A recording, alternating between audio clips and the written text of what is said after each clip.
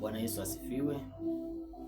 Naomba niwakaribishe kwenye darasa ya siku ya leo, nikiwa na tumaini ya kwamba yale masomo mengine ambayo nimekuwa nikifundisha yamekuwa ya msaada kwako, na hata siku ya leo kile ambacho Mungu amenipa ili kukufundisha kitakuwa cha msaada kwako. Leo ningependa nifundishe topic inayosema malaika katika utendakazi, ama namna ya kuwatumia malaika.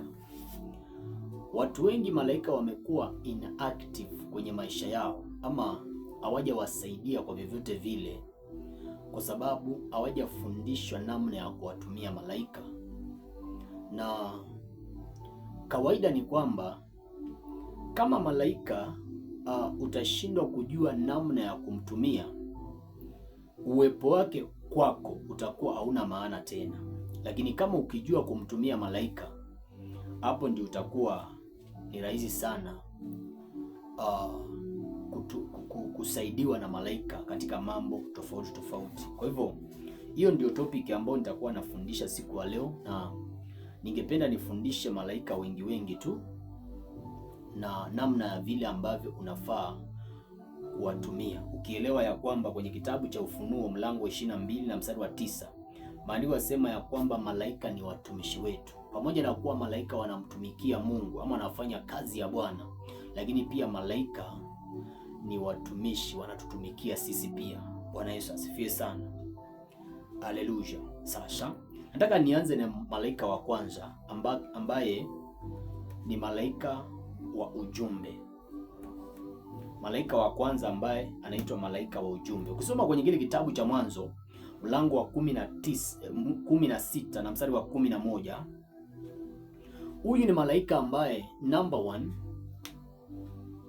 atatumika kwenye maisha yako ili kukuletea ujumbe ama kukuletea information kulingana na mbingu inasema nini kama umeokoka.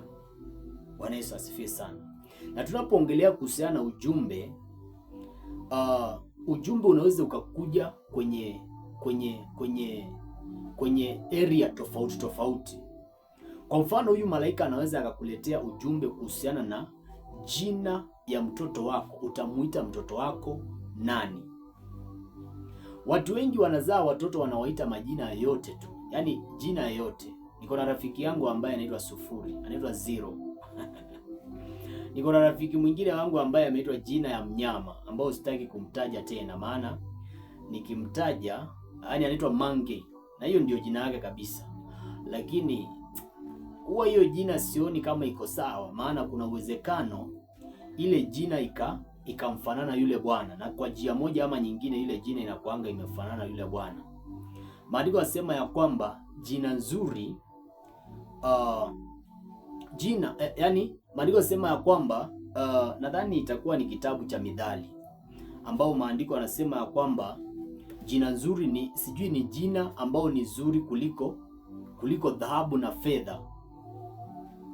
Bwana Yesu asifiwe sana. Nitatafuta ule mstari baadaye na nitausoma, lakini sio kwa saa hii. Kwa hivyo kuna ile jina ambao mtoto wako unafaa kumuita kulingana na vile mbingu inamuita. Ujue kwamba huyu mtoto ama wewe tu, kabla haujaingia kwenye hii dunia, kwanza ulikuwa mbinguni kama spirit, na kuna ile jina ambao walikuwa na kuita kule wakati ule ulikuwa hata hujazaliwa, hujaingia kwenye tumbo ya mama yako. Bwana Yesu asifiwe sana. Na ile jina ilikuwa inatabiria maisha yako, utakuja kuwa nani, ilikuwa inasaidia hatima yako.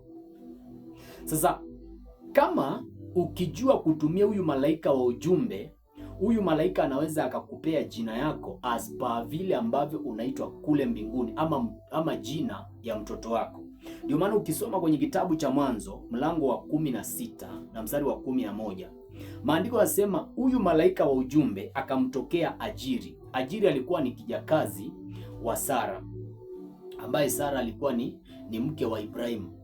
Sasa Ajiri akatokewa na malaika, akaambiwa na malaika, utamzaa mtoto na utamuita Ishmaeli, na akaelezwa kuhusiana na vile huyu mtoto atakuwa baadaye, vile ambavyo maisha yake yatakuwa baadaye. Bwana Yesu asifiwe sana. Lakini pia ukisoma kwenye kitabu cha Mwanzo mlango wa 32 na mstari wa 27, utakutana na mtu mmoja ambaye anaitwa Yakobo. Yakobo aliishi maisha magumu sana kwa sababu ya jina ambao alikuwa ameimiliki.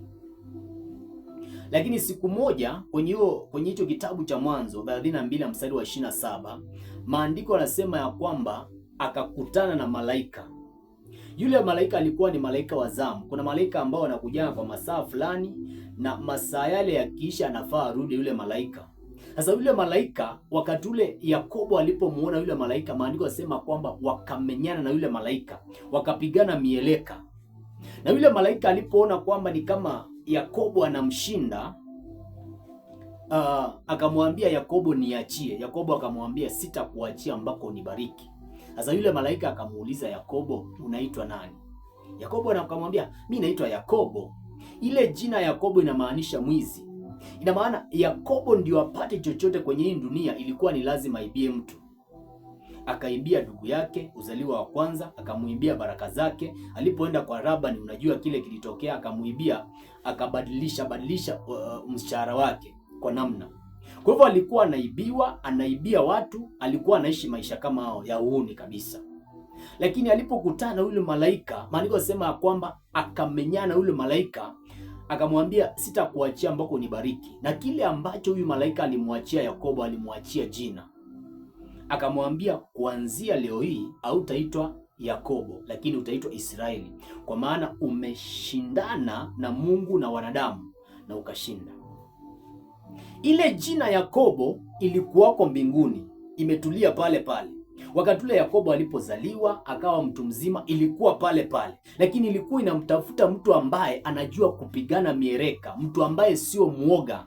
Ukiangalia mtu kama Ibrahimu alikuwa ni muoga, maana ananyang'anywa mke wake. Isaka ni hivyo hivyo, lakini Yakobo aongopi hata malaika wanaweza wakapigana miereka. Ndio maana akakuja akamiliki ile jina. Lakini ndio aimiliki ile jina, aliimiliki kwa sababu ya kujua malaika huyu ambaye ni malaika wa ujumbe, akampea jina.